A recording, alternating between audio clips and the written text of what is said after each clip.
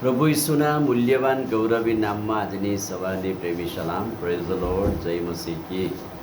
હગ્ગાઈ પ્રબોધકના પુસ્તકમાંથી 2 અધ્યાય છે અને 2 અધ્યાયની અંદર બહુ ચેલેન્જવાળું વચન પ્રભુએ આપ્યું અને તો તકલીફ, મુશ્કેલીઓ, પરીક્ષણોવાળું વચન, પણ તરત પ્રભુએ આશીર્વાદનું વચન પણ આપેલું છે.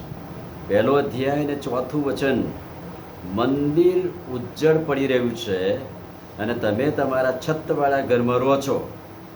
તમે બહુ ભેગું કર્યું પણ થોડુંક જ ઘેર લાવ્યા. બહુ મહેનત કરી પણ થોડું જ લાવ્યા. તમે મંદિર ઉજ્જડ પડ્યું છે એવા સમયમાં છતવાળા ઘરોમાં રહો છો. 1 અધ્યાય 8 અને 9 વચન. તમે તમારા પોતાના ઘેર દોડતા જાઓ છો અને મારું ઘર ઉજ્જડ પડી રહ્યું છે.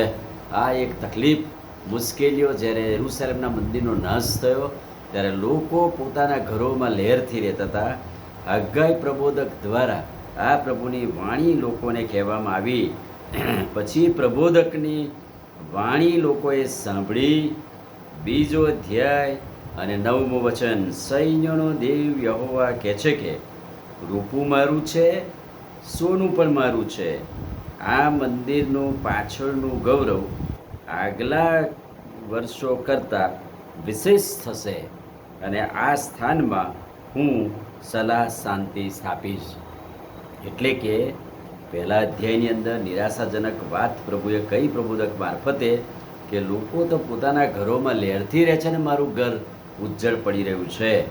પણ તેઓએ નક્કી કર્યું, પસ્તાવો કર્યો, પ્રભુ પાસે આવ્યા અને પ્રભુના ઘરની વાસ્તવિકતા સમજ્યા.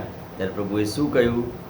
આ મંદિરનું પાછળનું ગૌરવ આગલા કરતાં વિશેષ થશે. અત્યારનું ઈશ્વરનું મંદિર ગૌરવ ભરપૂરથી ભરેલું છે. એટલે આ વિશેષ વચન પ્રભુ આપે છે અને કહે છે કે હું સલાહ શાંતિ સ્થાપીશ. આ સ્થાનમાં હું શાંતિ સ્થાપીશ. 1 અધ્યાય 10મું વચન.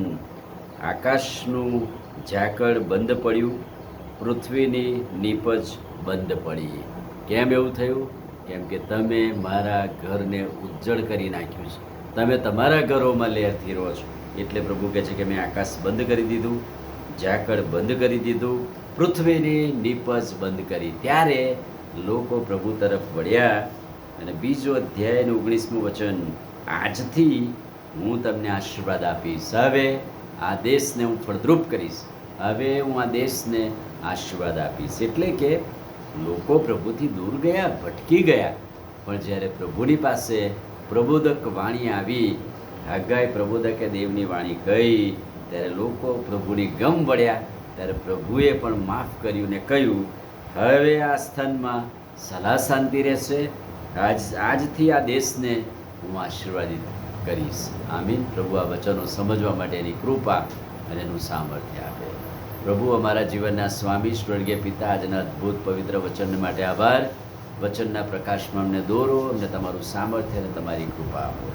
પ્રભુ ઈસુના નામમાં માગીએ છીએ, સાંભળો ને માન્ય કરો. આમીન. God bless you.